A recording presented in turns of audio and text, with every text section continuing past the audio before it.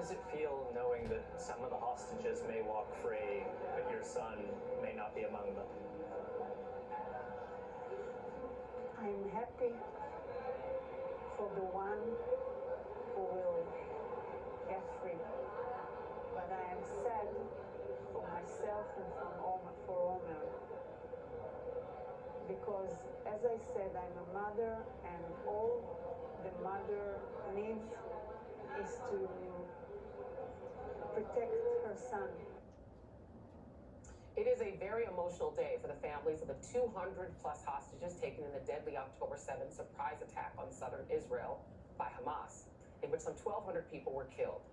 Today, the Israeli government commenced meetings on a potential hostage deal. NBC News is reporting that this possible deal would include around 50 women and children held by Hamas, exchanged for around 150 Palestinian women and children held in Israeli jails. The deal would also include a 4-day pause in the bombardment of Gaza to allow for the hostage exchange, as well as for 300 to 400 trucks of humanitarian aid to be allowed into Gaza each day. Officials tell NBC there is also an option to extend the pause for additional days in exchange for an additional 10 hostages per day. These numbers are subject to change, and of course the deal could still fall apart. But if successful, it would bring relief not only to the families of these hostages, but temporary relief to the people of Gaza, who have faced a 46-day bombardment, as well as a humanitarian crisis, with more than 14,000 dead as of tonight. Joining me now is Daniel Levy, president of the U.S. Middle East Project and former Middle East peace negotiator, and Shadi Hamid, member of the Washington Post editorial board and the author of The Problem of Democracy, America, the Middle East, and the Rise and Fall of an Idea. Thank you both for being here. Daniel, I do want to start with you to get your comments on this. This is a limited deal, and I will note just for our audience that it is only for Israeli citizens and dual nationals. Most, per our great reporter Raf Sanchez, of the American dual national, many of the dual nationals are American. But that does leave out an unknown number of Thai and other people from other countries who the Israeli government is saying their countries would have to negotiate on their own. So those are just some of the facts of the deal. But what do you make of the fact that there is at least this limited potential breakthrough? I think it's an extremely important and welcome development, actually. I'll tell you what a lead Israeli political commentator in Haaretz has just posted, and the title of his piece, and he has said, "Public pressure has led Netanyahu to agree to a deal which he refused until now." Now, I think the Israeli government are going to say only the military effort has led to the agreement of this deal. The truth is, it's a deal that's basically been available for several weeks. I was briefed on it almost a month ago. But whether that's the narrative they need or not, the important thing is that you now have a dynamic where there will be several days of pause in the fighting. You will get some people out. And the internal pressure that led to this, I think, will only increase. And this will be a variable that Netanyahu cannot control.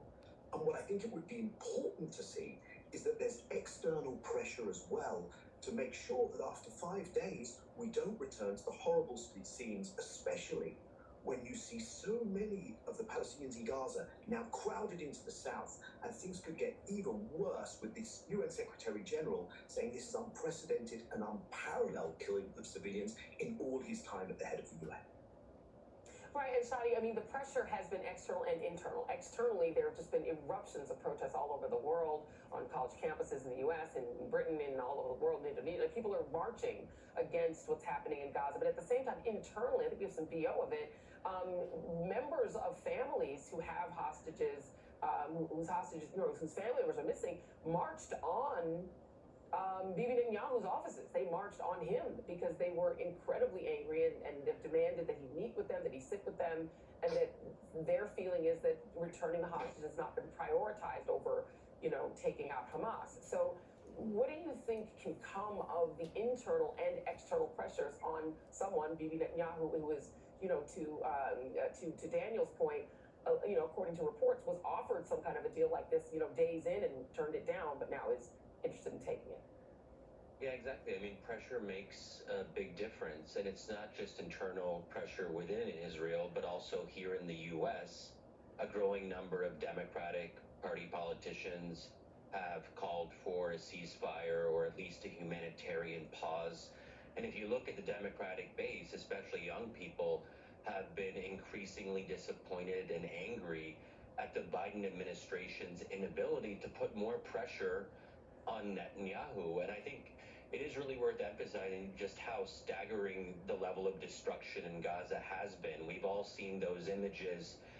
And, Gaza City is no longer a city in any real sense of the word. 1.6 million out of the 2.2 million Palestinians in Gaza have been displaced.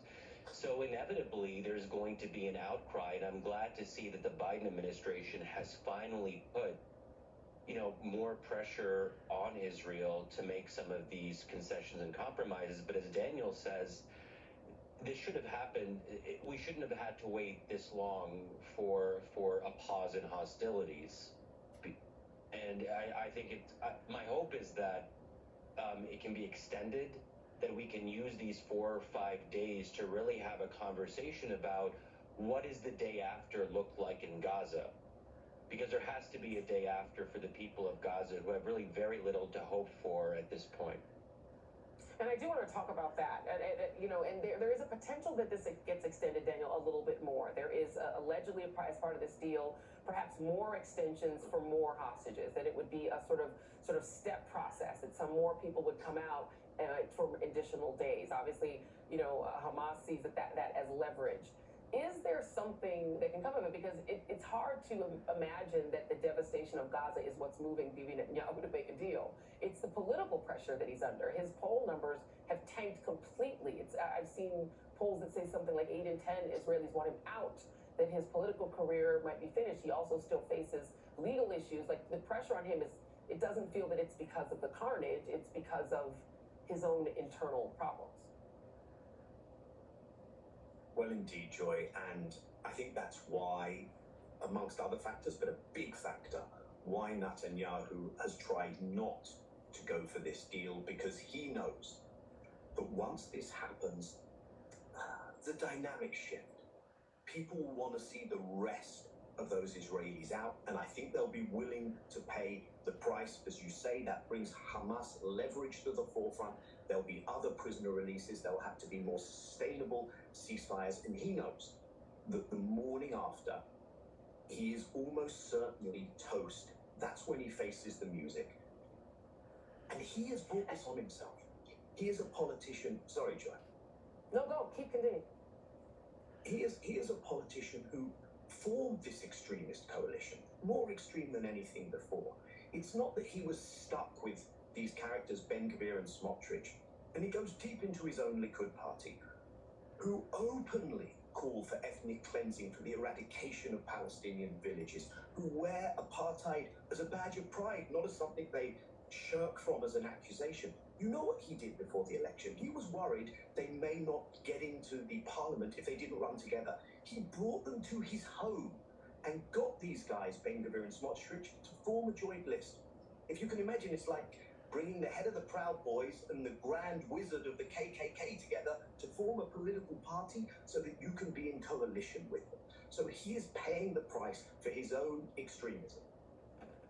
And the pressure is, Shadi, also on Joe Biden, because he is seeing his own coalition fracture, and young voters, something like 7 in 10 oppose him and his actions in this matter.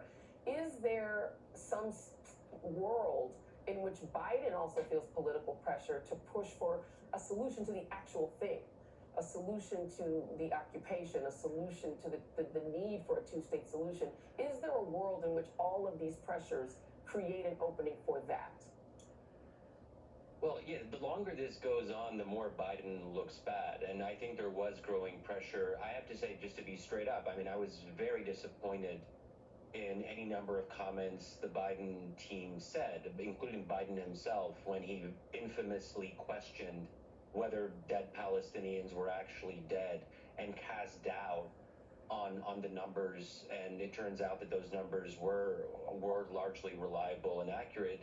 And that I think went viral, particularly in the Middle East and in the global South, where a lot of folks were saying not only is Biden unquestioningly supporting Israel in the bombardment of Gaza, he's actually questioning whether Palestinians are dying. And it's obviously not a good look. It erodes America's moral leadership to the extent that we still claim to have moral leadership.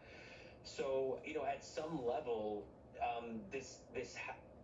I really do, and also internally, we should say there's been a lot of staffers in the Defense Department and State Department who have been criticizing their leadership for not speaking out. And there is a generational divide here that's very important to note. Indeed. I want to have you guys back because I think this is an important conversation. What happens next, I think, is critical to discuss. So hopefully you will accept our invitation to come back together because we really love talking with you. Daniel Levy, Shadi, Hamid, thank you both very much. Thank you. And coming up,